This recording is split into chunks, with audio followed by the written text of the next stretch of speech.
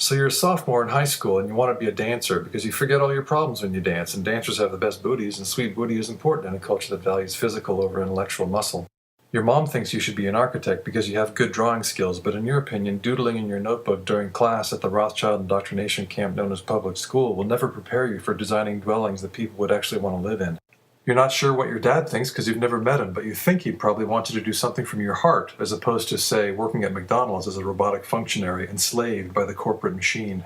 You'll need 2 years of dance classes before you can audition for a professional gig, but that's okay because you'll be ready to take on the world by end of senior year, even if the world is just an illusion created by advertisers.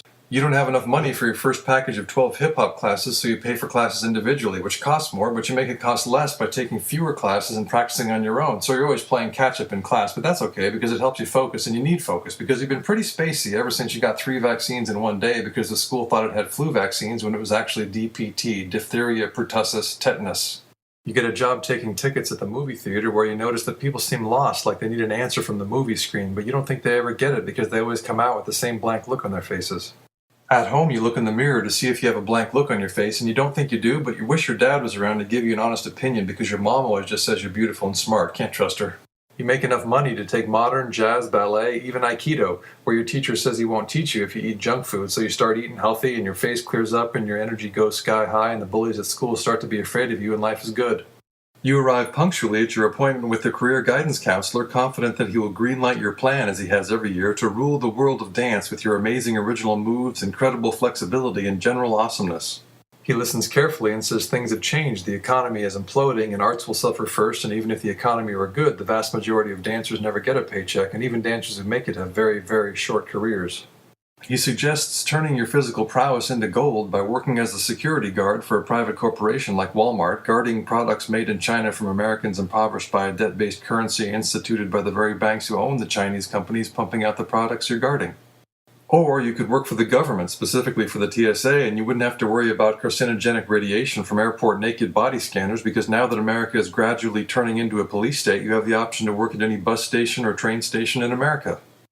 And then there's internment specialist at the FEMA re-education camps, where Americans will be taken in the event of an emergency like bubonic plague, or if they don't agree that Americans should be indefinitely detained, tortured, and/or murdered without being charged with the crime.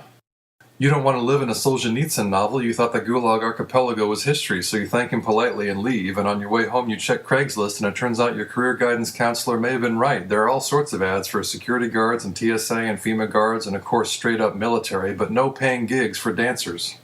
So you graduate, and you're kind of in a holding pattern, like Dustin Hoffman in The Graduate, but one morning at 8 o'clock sharp, you get a call from the Central Intelligence Agency asking if you would like to be considered for a position, and a whole lot of things go through your mind, like, will I mysteriously die if I say no? But you keep your composure and agree to an interview.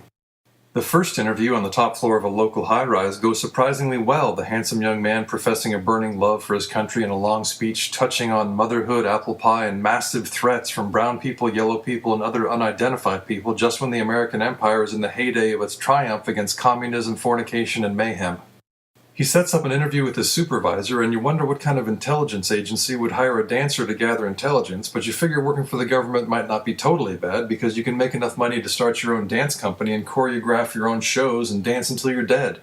The second interview takes place at a local coffee shop at 3 in the afternoon. It's just you and the waitress for a while, but soon a well-dressed man walks in with a friendly smile, and he seems like he might be a good dad, and you wonder if he has any kids.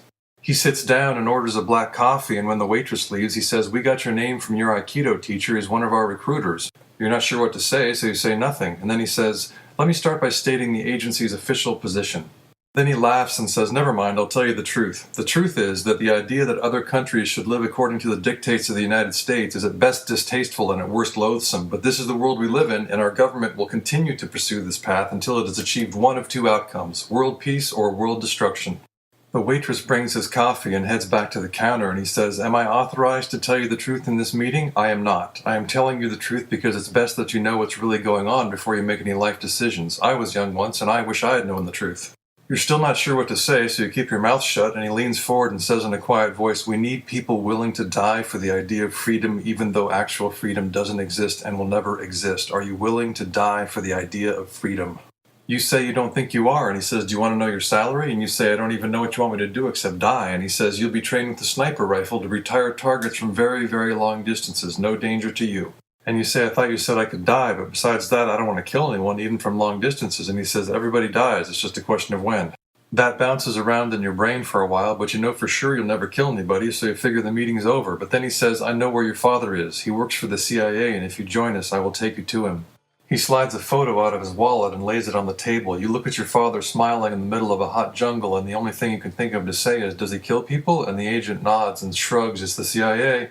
No words come to your mind for a long time, even though your dad is standing in the middle of a jungle waiting for you to answer. But finally you say, what if that's not really my dad? And the agent says, he's your dad, he's a friend of mine, he sent me and he wants to see you, he loves you.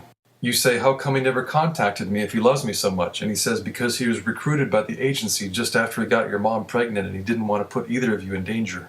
A tear comes to your eye and you're thinking your dad might be proud of some of your dance moves, and it would be stupid not to see him just because you didn't want to aim a gun at strangers and probably miss him anyway, and even if you didn't miss him, everybody dies, right? You say okay and shake his hand and ask if you can keep the photo, and he says no and puts it back in his wallet and lays some money on the table and says, you'll get a call from a dance troupe touring South America, this meeting never happened, and heads out the door. You sit there for a long time, your whole body tingling, and you wonder if that's how people choose careers for reasons that have nothing to do with the career, and you wonder what kind of world it is where a 17-year-old decides to become an assassin just because she wants to see her dad. You forgot to ask about the salary, but no doubt it'll be enough to start a dance company. People dance and make art and sing in the middle of wars and chaos all the time, since the beginning of history, and maybe there will be world peace, you never know.